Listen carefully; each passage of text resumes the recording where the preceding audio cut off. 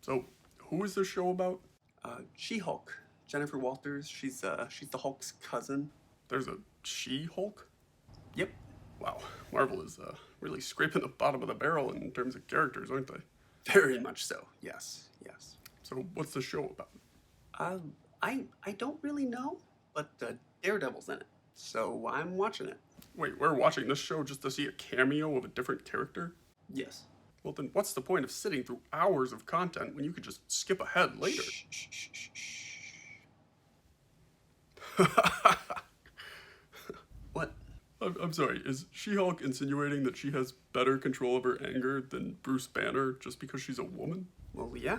Women have it tough. I mean, sure, of course, but I mean, we're talking about Bruce Banner here. Yeah. And? So she has better control of her anger than a person who ripped apart New York. I mean, likely killing hundreds, if not thousands, of innocent people. Yeah. And who had to flee the country and travel around the world, constantly hunted by the government of the country that approved the accident that turned him into the Hulk. Uh-huh. And who spent years on an alien planet with no control of his life or his body. Correct. All because she's a woman. I'm not seeing a problem here. Really? Yeah. You boomer. So, despite having superhuman abilities, she's still subjugated to the same kind of misogynistic treatment as before? Yeah. Because if you're a woman, it doesn't matter what other characteristics or abilities you possess, you're always defined by your gender. But why wouldn't she just start her own law firm? What do you mean? I mean, if the superhero law division is going to treat her like this, why not just branch out under her own name? It's not that easy. Well, she has celebrity status because of her powers, and she seems like a capable lawyer, meaning people would certainly seek her out. I mean, why not just work for herself? Because they're the only ones that would hire her. I get that, but she doesn't have to work for them. She's a lawyer, not some entrepreneur. It's completely different. I mean, you can't just go around creating new legal practices. What? No, I mean, of course you can. It only takes a few $1,000s to start your own company, and if she was operating on a lawyer's salary and was even remotely responsible with her money, she could certainly afford it. You should hear yourself right now. You sound insane. I'm confused. Is this a superhero show? Is this a law show? Is this a comedy drama? Yes. I mean, they're just bouncing around from poor courtroom scenes to, forced, struggling mid-30s single woman scenes to the occasional fight scene. I'm trying to give you a little taste of everything. Oh, so it's better to give a poor rendition of 3 different types of shows than just give a good version of one. I guess. Is there a point in which the show will just pick a lane? Does not seem like it. No. I swear, these Marvel shows just keep getting worse and worse. Shh, shh, shh, shh. Oh my god, he's back. There he is. Oh, this is the guy that was in the new Spider-Man movie for a sec. Yes. He's the reason you wanted to watch this show? Yeah, he plays Daredevil, and Disney's bringing him back with his own show.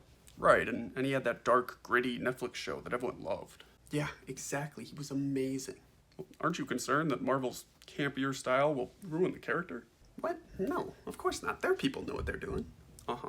So, I mean, a character who previously protected his identity with his life, obviously using his powers in a courtroom full of people, and then doing a walk of shame in broad daylight down a sidewalk, that doesn't bother you? Nope. All is forgiven.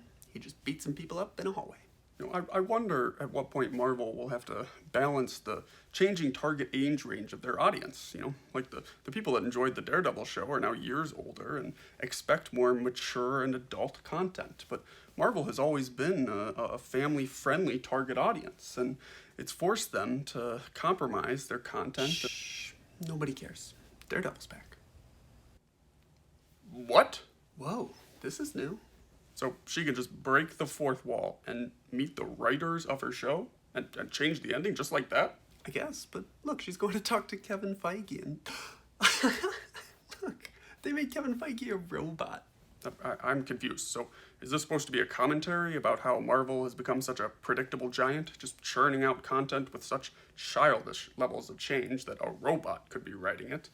Or is this an attempt to, separate the real world and the fake real world where the show's being written? Or is this all just part of the MCU? I have no idea.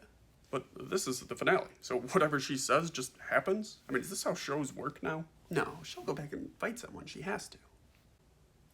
Uh-huh. Wait, just like that, it's all over? Everything's resolved? Are you serious? I mean, we just watched her write her own ending. Yeah, but they also just skipped any and all sort of conflict resolution by just jumping back into the show world. Huh. I was expecting a plot twist there. No, it's not a plot twist. It's just stupid. Hey, now you're getting it? I mean, what was even the point of any of the conflicts she went through this season? There's not even going to be like a big CGI boss fight? One, there was no point. Two, are you telling me that the only reason you don't like this show was because there wasn't some big CGI fight at the end? Yes. Huh. I guess Robot Kevin was right.